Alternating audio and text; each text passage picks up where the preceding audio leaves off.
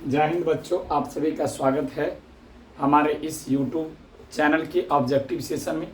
जैसा कि आप लोगों को पता है कि अभी जो है ऑब्जेक्टिव का सेशन स्टार्ट हो गया है। डेली आपको शाम में 7 बजे एक जो है 15 क्वेश्चन का सीरीज मिलेगा। तो बायोलॉजी का आज जो हमारा ऑब्जेक्टिव सेशन का दूसरा क्लास है। तो चलिए आप लोग भी देखिए कि आप लोग का तैयारी कितनी अच्छी है। हम 15 क्वेश्चन लाए हैं इम्पोर्टेंट, जो बोर्ड एग्जाम में पूछा गया है।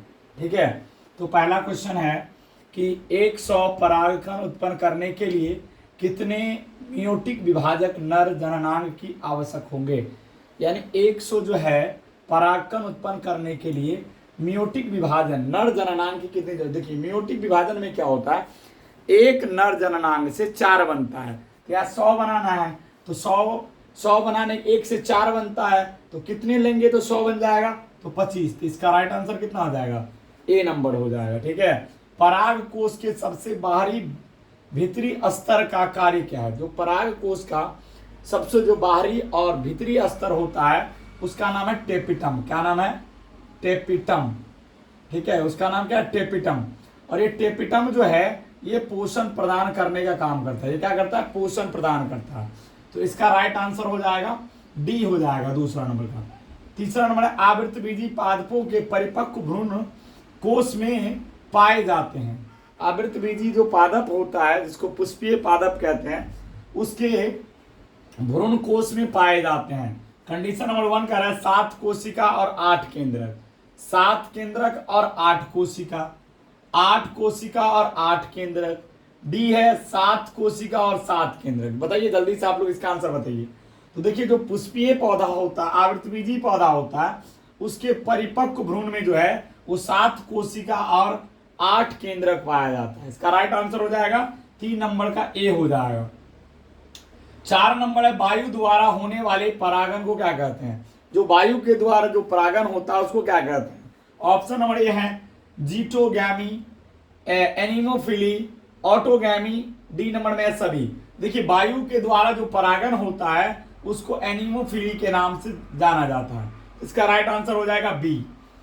कह 5 किसमें लीवर विधि द्वारा परागन होता है। ऐसा कौन सा प्लांट है जिसमें लीवर विधि का प्रयोग करके परागन होता है। तो उसका आंसर होगा इसका साल्विया।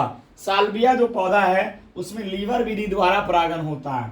ठीक है, अब 6ठा नंबर क्वेश्चन जो है आपका पंखनुमा वर्तिकाग्र किसमें पाया जाता है। 6 नंबर क्वेश्चन में कि पंखनुमा वर्तिकाग्र किसमें होता है। ठीक है, तो देखिए गेहूं, मटर, धतूरा और आम। तो मैं बता दूं आपको पंखनुमा जो वर्तिकाग्र होता है वो गेहूं में होता है। ठीक है, इसका राइट आंसर हो जाएगा ए। द्विनिषेचन की खोज किसने किया था। जो दोहरा निषेचन है, डबल फर्टिलाइजेशन है, उसका खोज किसने किया था। कार्ल्स, पी महेश्वरी, सी नाविस्यन और डी सभी। देखिए जो दोहरा निषेचन है, डबल फर्टिलाइजेशन का जो खोज किया था वो नाविस्यन, एस जी नाविस्यन नामक वैज्ञानिक ने। तो इसका जो 7 नंबर का राइट आंसर हो जाएगा सी। 8वां क्वेश्चन है कि द्विनिषेचन किस में होता है, यानी दोहरा निषेचन का गुण किस प्लांट में पाया जाता है। एंजियोस्पर्म, जिम्नोस्पर्म, एंजियोस्पर्म, ब्रायोफाइट सभी। देखिए दोहरा निषेचन का गुण हमेशा पुष्पीय पौधा में होता है और पुष्पीय पौधा को एंजियोस्पर्म कहा जाता है। तो इसका राइट आंसर हो जाएगा 8वां नंबर का बी हो जाएगा। ठीक है, 9वां नंबर क्वेश्चन है कि एंजियोस्पर्म पौधा का भ्रूण पोष होता है। जो एंजियोस्पर्म है उस पौधा का भ्रूण पोष क्या होता है। एन यानी हैप्लॉइड, 2n मतलब डिप्लॉइड, 3 मतलब ट्रिप्लॉइड और 4 मतलब टेट्रॉइड। तो इसका जो आंसर हो जाएगा जो एंजियोस्पर्म होता है, पुष्पीय पादप होता है, उसका जो भ्रूण पोष होता है वो त्रिगुणित होता है। इसका राइट आंसर हो जाएगा 3n। 10 नंबर में है हरे नारियल का दुधिया पानी होता है। जो हरा नारियल होता है उसमें जो दुधिये रंग का जो पानी होता है वो क्या होता है।